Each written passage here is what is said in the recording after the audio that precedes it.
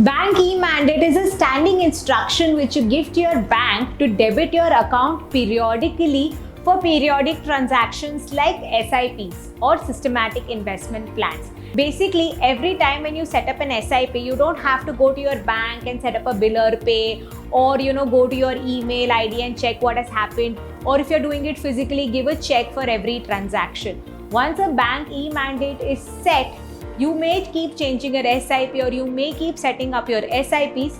The transfer of funds will happen periodically. You can set up bank e-mandate online using CAMS platform. So let's just go through it step by step and set it up for you.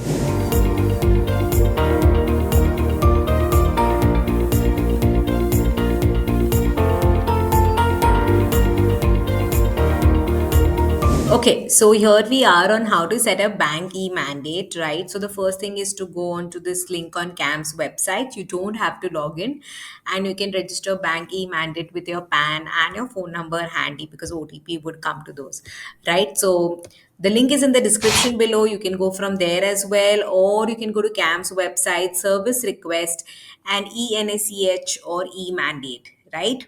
Now from here, we click on register CAMS e-mandate. Then it would ask me for my PAN and my email ID. So I would just put in all those details here and click on next. Then an OTP would go to my mobile number. So I will just add my OTP here and it will take me to my details. Now here I have to check all the details, right? I have to check my bank account. So put in all your details over here and click on next, right? Once you do that, then you can confirm that all your details are proper. Just ensure that your bank details is proper, right? And all the other details are proper and click on confirm. Generally what would happen is once you click on confirm, it would redirect you to your bank's net banking login. It would either ask you to log in, ask you for an OTP for it to confirm the transaction, right? So now this would vary from bank to bank, but yeah, and generally most of these private banks, it directs us to our net banking website. So here you again get a details. Please check the mandate details before confirmation and you can click on submit. Once you put in your login details, it would again send you a confirmation for the details. Check the details. Have you put in for this request? If yes, then it's all good to go. You need to put your OTP over here. You click on submit and it would say that your authentication is successful. That's great. So basically, the request has been confirmed by my bank. Now, this request from my bank will go to CAMS and then CAMS has to confirm if the e mandate has gone through or not. So you let the page be, don't touch on anything because these are confirmations that are just going through from one side to another, right? So just getting you transaction status of whether it's gone through or not. So once it has gone through, you can come here and see the status of your e-mandate, right? So now when I came back to the page, right, it showed to me that over here under the track here option, right? So basically I go and track here. So it is saying that it is initiated by me today, right? E-mandate is unsuccessful, but I did not terminate the process at any place, so it's not cancelled. It could be failed even after there has been an authorization from the bank. So, what is the best way here is to wait up to 3 days to receive a confirmation from the bank. So, keep a track of your emails. You may get an email which would say that, okay, if it's confirmed or not. So, it's probably an issue from the bank's website that they've not processed this through, right? So, the best practice is to wait for 3 days for it to go through.